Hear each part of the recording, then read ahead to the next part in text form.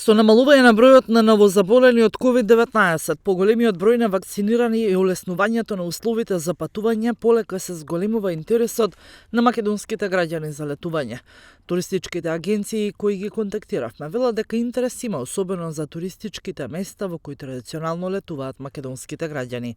Атрактивни за летниот период остануваат Грција, Турција и Албанија.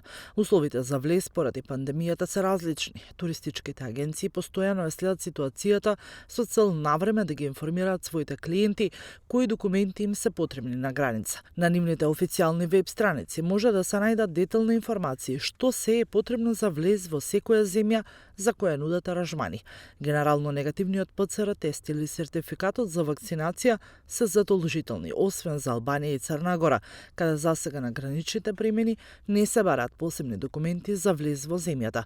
Црногорските власти дури најавија дека целосно на државен трошок ќе биде покриено и болничкото лекување доколку некој турист се заболи од COVID-19.